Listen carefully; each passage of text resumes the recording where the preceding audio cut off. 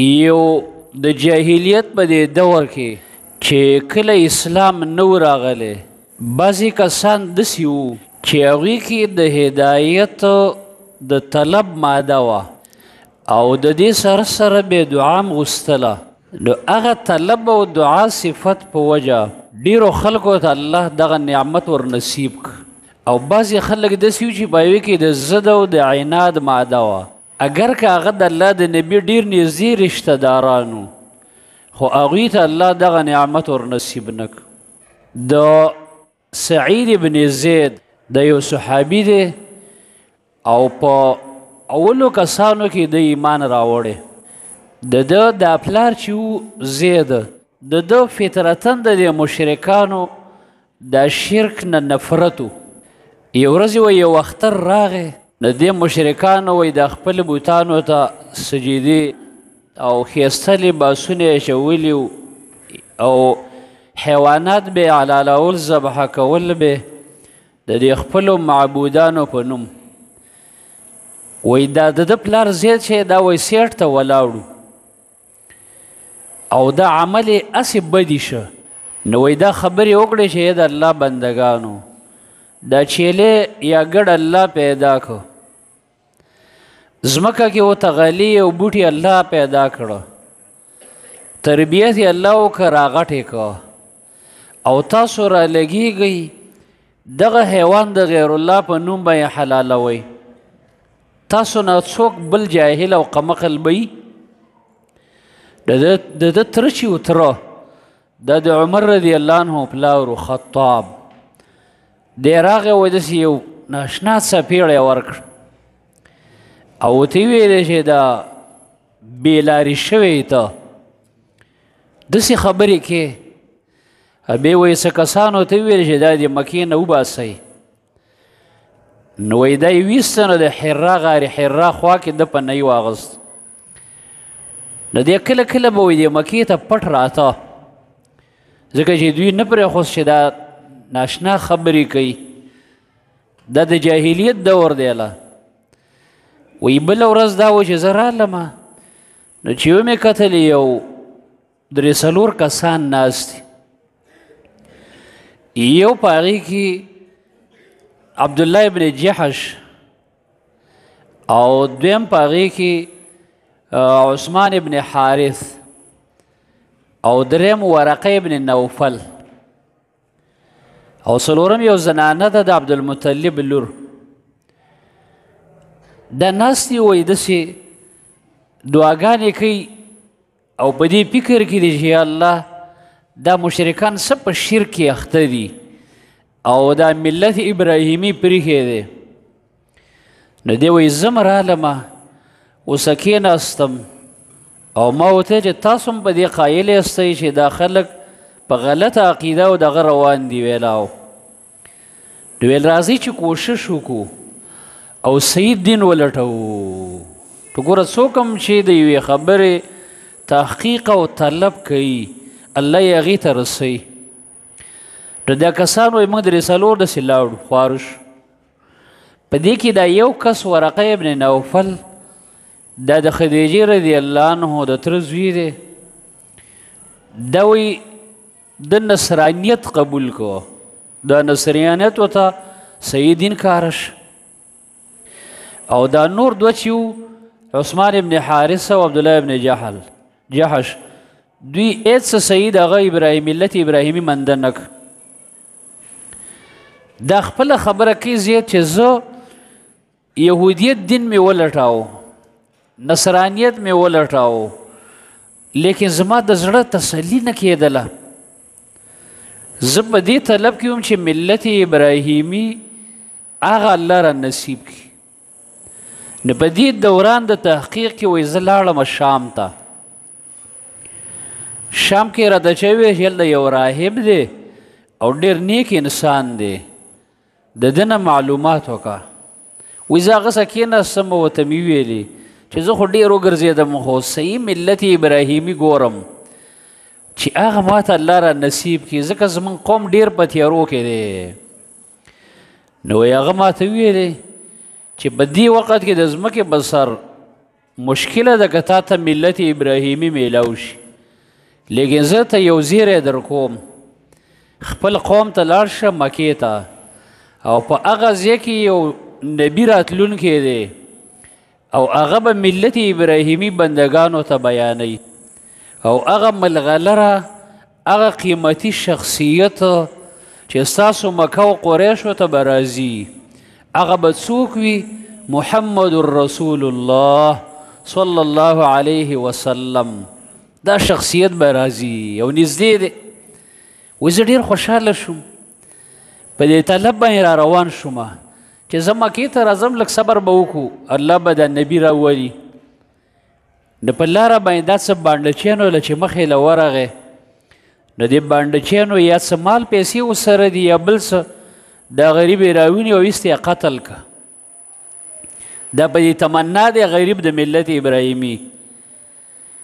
لیکن دې قتل په آخري لمحاتو کې د وی چې یا الله تا ته خو زما د حال معلوم دی چې زه د څه شي پسې ګرځم خو ما ته خو دغه نعمت حاصل نه شو خو یا الله زما زوی سعید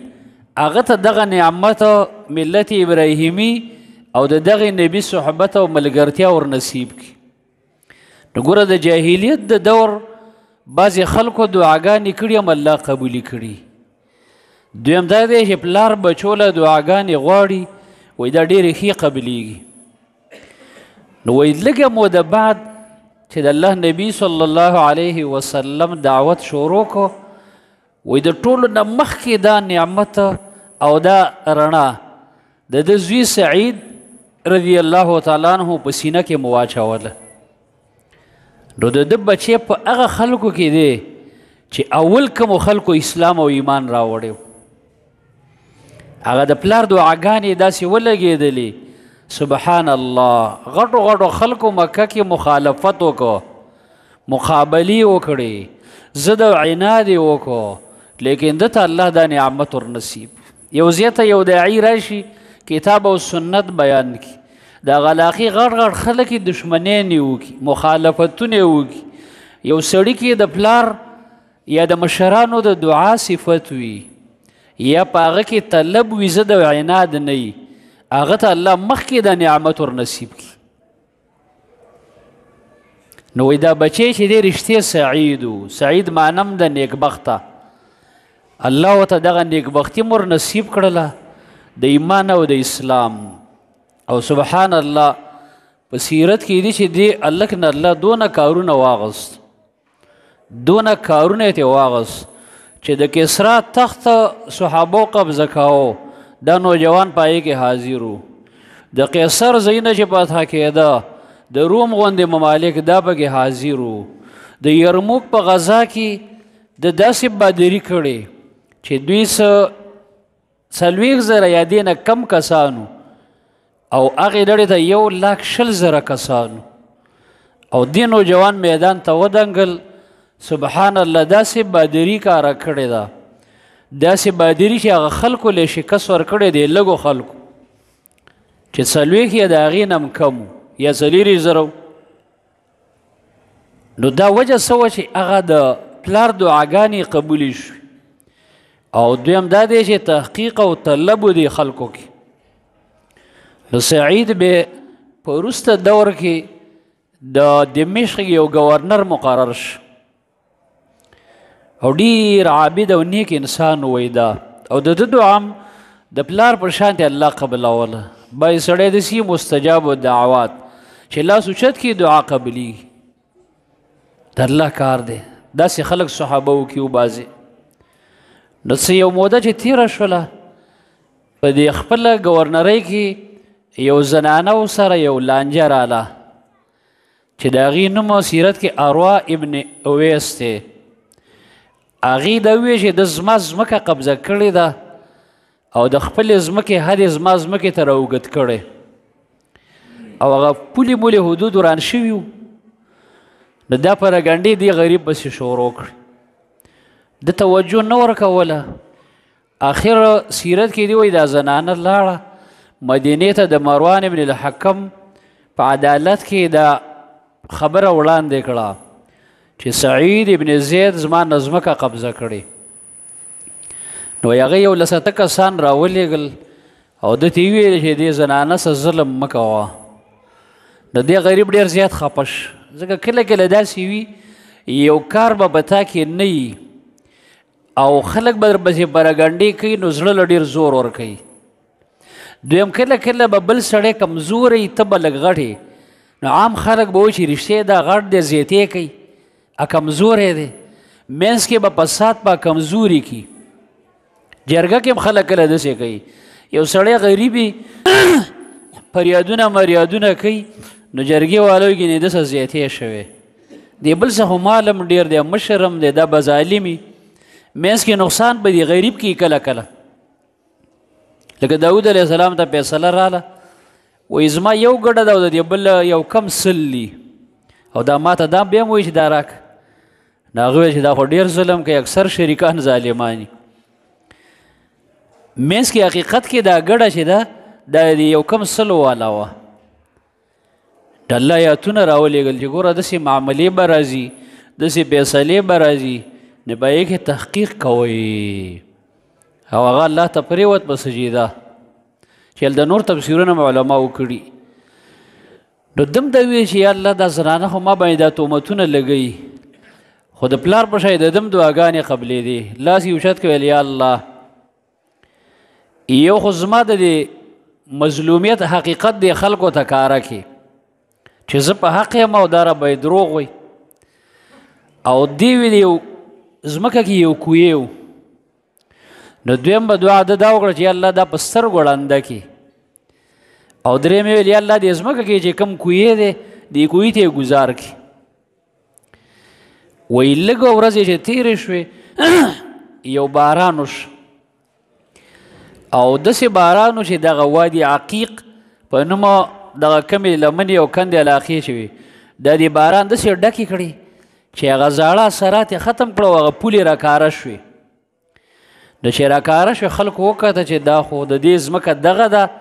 او دا چې دې خوا دعوه کوي دا خو د دې سعید ځمکه ده، دا خو دروغ وی. دې نه لږې ورځې وروسته د الله کار ته ګوره الله په سترګو ړنده کړه. او لږې ورځې وروسته چې دا د خپلې ځمکې له راتلله همدې کوی ته ګزار شو، ایسته مړه شو. د دلیل دی به دې چې دعاګانې د مظلوم قبلیږي، اگر که هغه مالداره دی غټ دی او که غریب دی، الله پاک د ده دعاګانې قبلوي.